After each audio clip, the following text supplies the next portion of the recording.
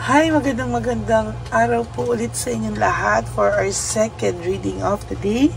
Tingnan naman po natin kung ano po ang makikita natin sa ating second reading of the day today. No, sana po ay napanood nyo na po yung ating fourth reading kahapon.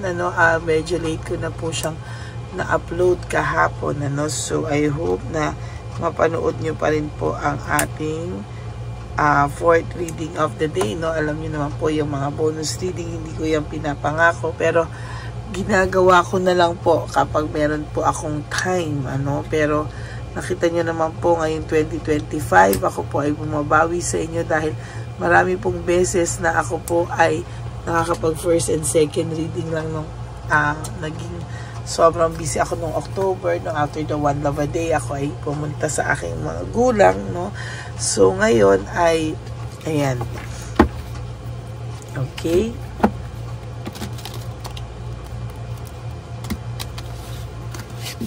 Balasahin muna po natin to. And thank you po for not skipping ads, ha. At salamat po sa lahat ng mga nag-report sa messenger nila dyan sa fake Lady Elena para po sana ay matigil na po ang panloloko niya sa atin. Hindi lang po tayo ang ginagaya niya. Meron pa po siyang ginagawang ibang account. Ang gagawin niya po, mag-iimbento siya tapos lalagay niya sa mga comment section ng mga tarot card readers na pumunta kayo doon at napagbalikan si ganito, si ganyan. Ako, ingat lang po kayo. Kamusta po ang araw niyo so far? I hope nasa mabuti po kayong kalagayan lahat at huwag po kayong masasaktan ngayon araw na to. Pilitin niyo pong maging matatag sa araw na ito. Okay, pumili na po tayo ng 20 cards. Let's make it 25 cards para talagang 1,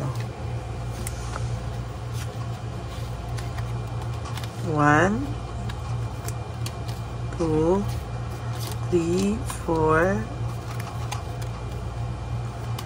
5, 6, 7, 8, 9, 10, 11, 12, 13, 14, 15. Huwag niyo po i-skip to, ha. 16. Dito po tayo pumuka ng energy sa inyo. 16, 17, 18, 19, and 20. 21.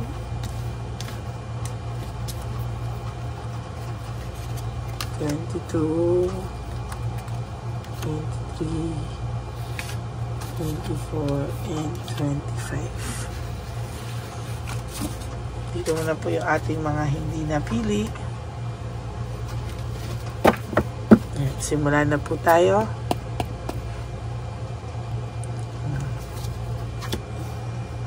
Nako.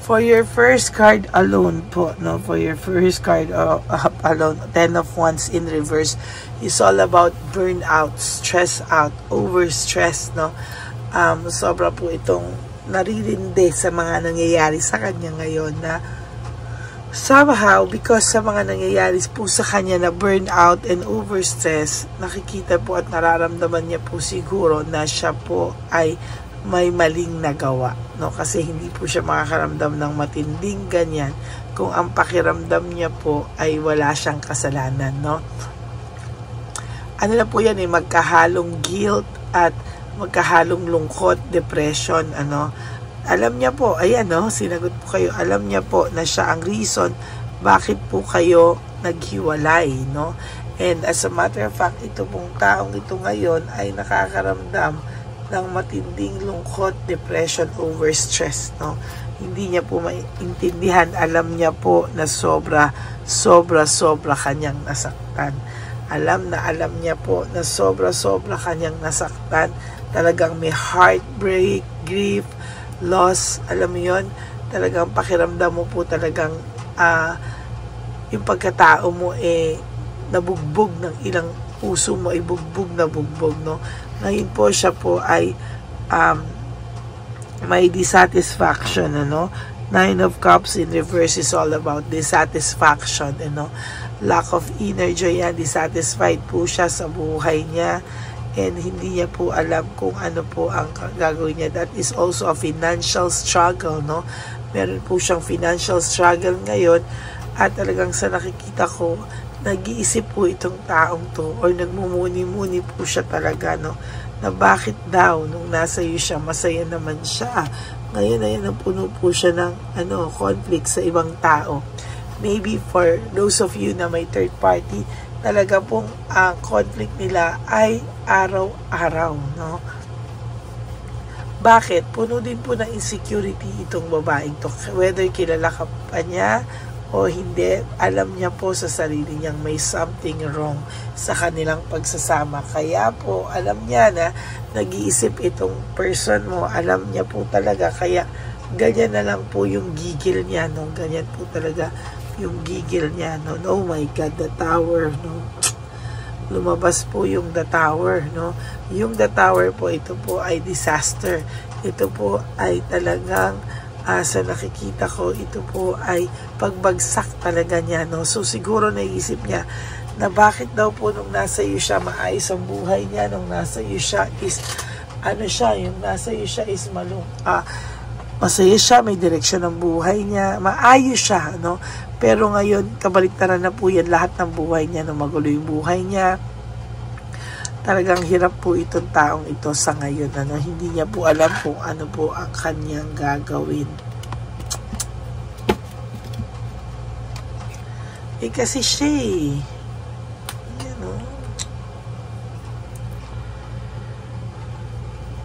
bakit daw nasa iyo pa siya ay masaya siya at talagang inalagaan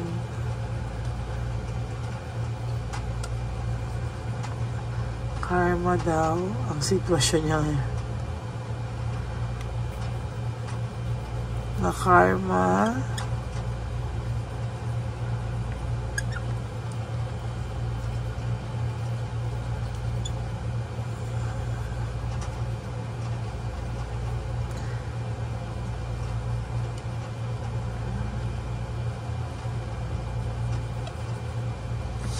yan, bakit daw nung nasa iyo siya ay masaya siya at talagang inalagaan mo siya. Kaya ang pakiramdam po nito na karma na siya, na pinagpalit ka pa niya, no? Minsan kasi kailangan natin maging kontento, no? Hindi po pag nakaramdam tayo na hindi na tayo masaya sa isang relasyon, ay pakiramdam mo out na. Love is not like that. Love is a commitment. Love is a decision, ano? Hindi po porket hindi na masaya, aalis na, no? Parang hindi na ako masaya, bye-bye na, diba? Parang, tapos ano yun, pag na-miss ka, parang trapo kang tinapon dahil trapo ka na sa kanya, tapos ngayon na masaya na siya, okay, di kanya naalala, tapos bigla niya, dahil sa panay conflict na sila, dahil nakikita niya na ngayon yung ugali, yung totoong ugali nitong taong to, ayan, ganyan,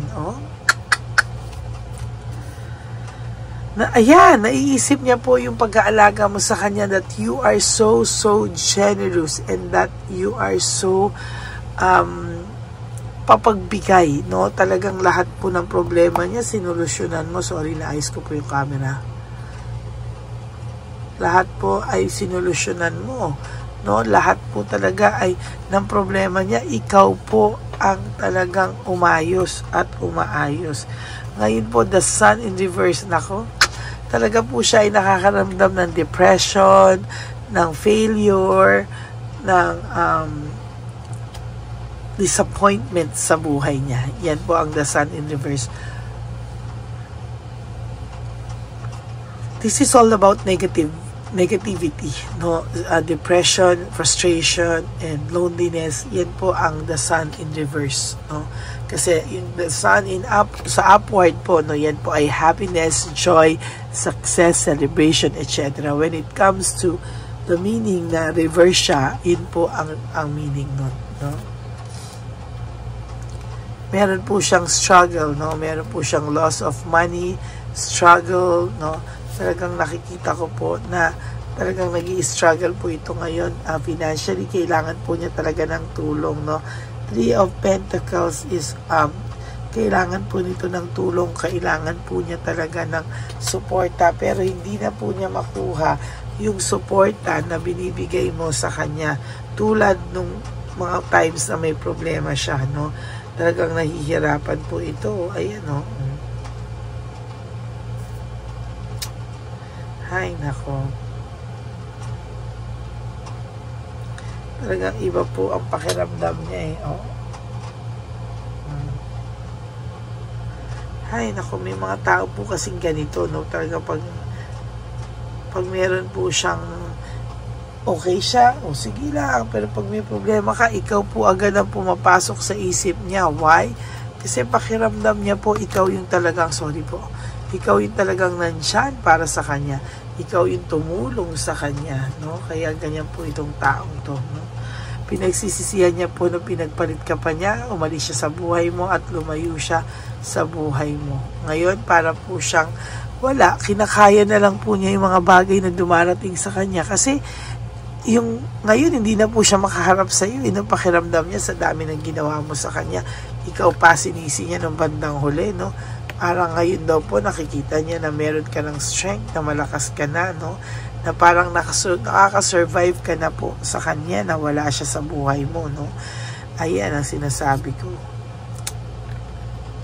Gusto niyang pagsisihan yung pagpatol niya sa tukso, o talagang gusto na niyang makawala kung ano man ang sitwasyon niya ngayon, pero sasabihin ko po sa inyo, ipit na ipit po to sa sitwasyon niya ngayon. This is about betrayal, no? Ayan, no? Ten of Pentacles, this is all about betrayal, failure, no? Yung tao niyo po ngayon talaga is somehow, akala niya kasi maraming tao na kampi sa kanya, maraming tao na, alam mo yon, parang ang feeling niya kasi ang dami niya kakampi, nasiraan kanya sa lahat. Hindi niya alam, sakyan lang po siya nung iba, no? Para na lang, sige na, para matahimik ka lang, ganyan. Hindi niya po alam na talagang hindi lahat naniniwala sa version niya, no? Marami rin pong naniniwala sa iyo at talagang hindi niya po, you cannot put a good person down, no? So, yan po, kahit anong sabihin niyang paninira, lumabas din ang katotohanan. Wala po siyang, ayan, no? Wala po siyang motivation, ano? Wala siyang motivation, wala siyang, tamad po ito ngayon, parang lack of passion, wala siyang, kahit anong gawin niya, parang kahit i-divert niya pa sa lahat, hindi po siya ginaganahan, no? Page of Pentacles. Marami po siyang pangarap na hindi niya natupad. Marami po siyang pangarap na akala niya abot kamay na niya, pero dumulas lang sa kamay niya, no? Sorry po. Dumulas lang sa kamay niya at talagang hindi po niya, wala po siyang nagawa, no? Kung hindi panoorin na lang na failure po talaga siya sa lahat, no? Ayan po, ngayon po ay kailangan po ng taon to ng reflection. Gusto niya po munang lumayo, gusto niya ng reflection, pero na-stagnant siya, no? Para po siyang nakulong sa sarili niya, kalokohan nga. Yan ang sinasabi ko palagi. Disconnected po ito, no? Disconnected ito sa mga tao. Pinipilit niya pong ngayon mag-connect. Nakikibalita po siya ngayon. Pinipilit niya pong mag-connect sa iba sa malalapit sa inyo, pero hindi po niya madiretso tungkol sa iyo. O hindi niya po madiretso tungkol sa iyo. Very uninspired ang taong ito, no? Wala siyang hindi niya po alam, basta very uninspired itong taong to. Sa ngayon, hindi niya alam bakit daw po siya nakakaramdam ng self-pity, no? Sa pagkawala mo, parang ngayon lang po niya nakikita, ngayon lang po niya nalalaman, at ngayon niya lang po nare-realize na siya din ang nakarma. Self-victimization, siya rin daw po ang nakarma, no, sa lahat po ng kanyang ginawa, no. Hirap na hirap po siyang lumaban ngayon. Parang lahat po ng failure, lahat po ay nasa kanya sa ngayon, parang bumaliktad ang mundo niya ngayon. Kahit po anong gawin ito, magpakasaya siya at magpakatuksurit siya, wala po, no, talagang babalik at babalik, iikot at iikot lang po siya ng buhay niya at hindi po siya makakaramdam ng happiness, no. Yun po yung sinasabi ko, may financial struggles to. Bakit? Baka mayabang to, nagbigay tapos wala naman siya, no. Kaya ayan, no, baon po siya sa utang, may mga loan pa yan.